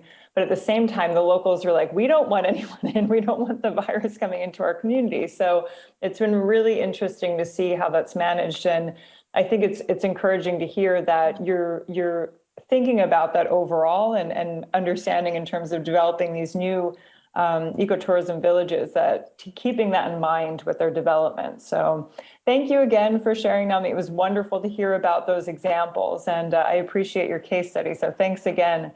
Tuyen, I'm going to turn to you with some specific questions about your case study, and then I'm going to go to the chat afterwards to address some of the questions that are in the chat. So Tuyen, in your presentation, you had mentioned some of the primary challenges in the Cat Ba Biosphere Reserve are managing carrying capacity, wildlife protection, forest and water resources, and then climate change specifically. So I know that's a lot of issues all at once, but just out of curiosity, if you can touch on some of those larger issues and tell us a little bit about what Cat Ba is doing to address them. I know that somebody in the chat had asked specific about climate change, right? So how are you addressing issues related to climate change in your area? So if you don't mind talking a little bit about what you're doing to address some of those issues. And then on the second part, if the Cat Ba Biosphere needs additional resources to address these issues more effectively. Yes, thank you very much, Kelly and colleagues. Yes, I think our session is a very interesting topic about ecotourism in internationally designated area, which helped me to reflect more on what is during the COVID time, it's not only about climate change, but COVID time is a very big challenge. So on top of the climate change, environmental degradation, forest and biodiversity loss protection. So COVID is a very big push to every biosphere reserve and every community. And for us, I think that's a good time for us to reflect on what we have been doing, what we are doing, and even also what is human, the purpose of human life on Earth. And in that sense, I think it's so good to be free to go around to see our community and in the neighbors community and see nature. So I think ecotourism is so important and something that is so desirable, especially in the COVID time of lockdown. And it's for us to reflect on the what we should do for ecotourism and also as a way of life and enjoying life and nature locally and internationally. So I think reflecting on that fundamental philosophy and also I think matter, then we will see that the other issues people could recognize it more and have more understanding, common understanding on what should they change in their behaviors of doing tourism in the way that is protecting the environment and protecting the other people's well-being and safety and livelihood. So in that sense, I think the biosphere reserve management and also government policy has a so important and profound impacts on driving ecotourism forward in terms of the government offer planning, the scientists coming in to mentor us on what good for the environment, what good for the local community well-being, livelihood, and empowering them to be the owner and the key player in their own ecotourism story. And I think for us, I think from Biosphere Reserve situation, I think we can have a much potential to use Biosphere Reserve or to develop a Biosphere Reserve at the whole Biosphere Reserve as a key ecotourism destination philosophy. Basing on that approach, all of the other like planning, business activities, local community ecotourism, following on that philosophy, then we can make ecotourism very holistic and good for everyone, good for environment, good for the local villagers, and good for the business and good for the environment, the government also. Thank you very much. That sounds like it would be the ideal model for it, right? So good for all stakeholders, right? That's ultimately what we want to try to create. So Tuyen, I have one more question for you. In the report, you had mentioned proposing the establishment of a formal ecotourism association in your biosphere reserve to help better coordinate efforts. Can you tell us a little bit about what that could look like and how you think that would help coordination of the efforts? Yes, thank you, Gary. So actually, with the help of Professor Mwankunda, the chairman of our National Man and Biosphere Reserve program, and also the very pioneering good environmental awareness of some local. So back in 2010, so 10 years ago, Katba Biosphere Reserve has formed one, we say the Biosphere Reserve Business Club. So that business club, including about 20 different hotels, restaurants, tourist operators. But they want to follow the Biosphere Reserve philosophy in offering the tourists very quality, good environmental quality and protection, and also connection with the local culture and people. And it has a very good starting point, but so far when considering the with the remaining or the mainstreaming, what we say mainstreaming tourism, they are just the minor 20 business out of, I think now we have maybe some 100 mainstream or mass tourism operators, hotels and restaurants. So their voice are very limited compared to the mainstream way of doing tourism, mass tourism. So I think that is although we have a good starting point of raising the sustainable and ecological tourism way of doing tourism. But I think we need a lot of support from the government and other businesses, local businesses. And also, I think importantly, we should take advantage of the international UNESCO Biosphere Reserve Network memberships. So our network should and could, I think, empowering local biosphere reserves in terms of doing and pushing ecotourism maybe in more efficient and more powerful way, so that the awareness of ecotourism is spread throughout all of the biosphere reserves and their local communities and businesses and also governments. And from there, we can, I think, the ecotourism in local sites can be promoted. Yeah. All right, thank you so much for that, Tuyen. So I'm keeping an eye on the time here, and it looks like we just have about 5 more minutes remaining. So I'm actually going to turn to the Q&A checks. There's several questions for our wonderful panelists in the chat that I want to give a chance, some attention to make sure they're addressed. So it looks like there's a question here. Let me just see. It's actually for Tuyen, so perfect. We're still on that. So the one question that's in the chat for you, Tuyen, here is, what are the practical BR labeling projects that you've implemented in your Biosphere Reserve? And then the participant had asked, do you have certification of products within your Biosphere? Yes, thank you for your questions. And actually, that is another initiative from the Kappa Biosphere Reserves.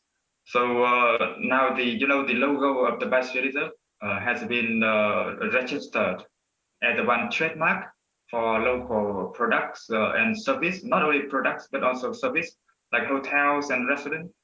So any business, the hotel, restaurant, or product producers in the Biosphere Reserve, if they wish and they think that their product and service are in line with the Biosphere Reserve green and sustainable philosophy, they can apply to have a free certification for their product.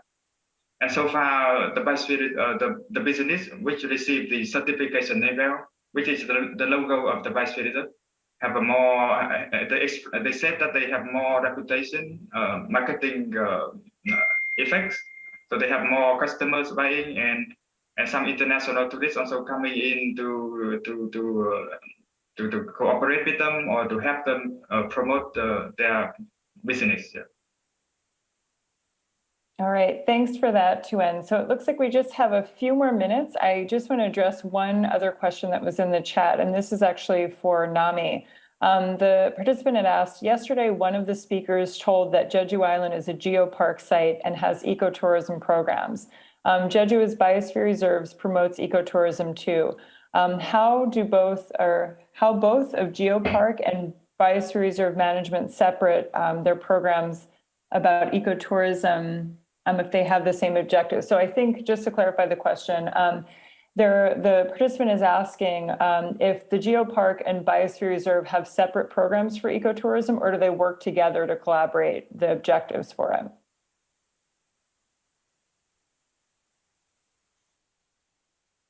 네. 저희 지금 한 부서에서 생物Well, one department manages the global geopark and biosphere reserves, but we have different people in charge. And conservation and utilization, these two concepts are the same for ecotourism in both, but I think that these are different. With especially global geoparks, they're more tangible.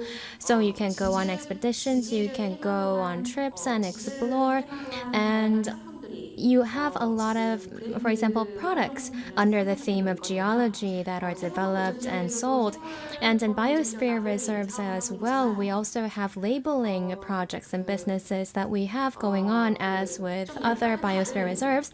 But the meaning and concept behind it, I think, is different compared to global geoparks and biosphere reserves. We emphasize organic. We also emphasize the ecologyness, and in global geoparks, it's more about the geological tangible value that is more visible. I don't know if I've answered your question.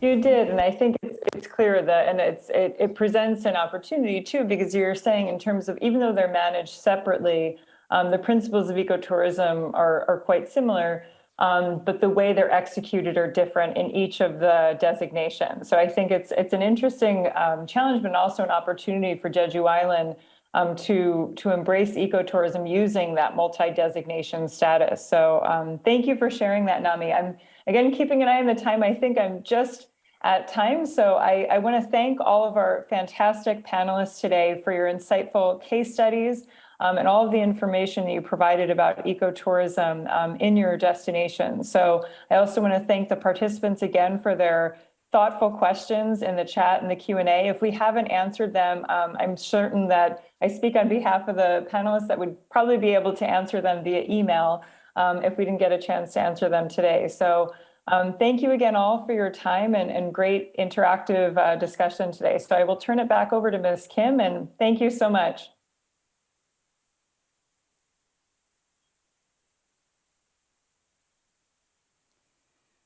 Thank you very much, Kelly, for chairing the session wonderfully. And thank you all the speakers and participants today from all over the world. for your active participation and enthusiasm. It has been a very useful and very helpful discussion. Now we have come to the end of the seminar. Before closing, to remember this meaningful event, I would like to suggest taking a group photo together. We would be grateful if participants could turn on the cameras so the face show on the Zoom screen. And we will then take a picture on the screen. I believe you may receive the request from the host of the meeting, and please accept it for the smooth process. And wait until all participants accept it. In the meantime, at the end of the discussion session, the issue of the international designated areas was raised, and I hope this issue will be dealt with at the Global Research and Training Center for internationally designated areas, which I mentioned before.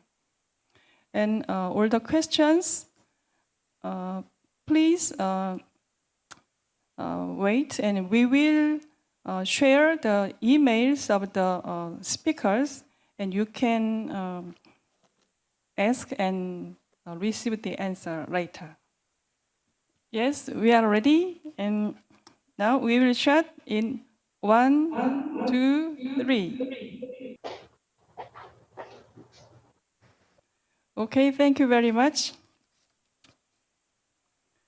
Yes, this is the end of the seminar. I hope that you had an excellent 3 days. And I hope we can all meet in person soon once the pandemic allows. In the meantime, once again, thank you very much for your enthusiastic participation in today's and yesterday and the day before yesterday for 3 days. Thank you very much, and see you again. Goodbye.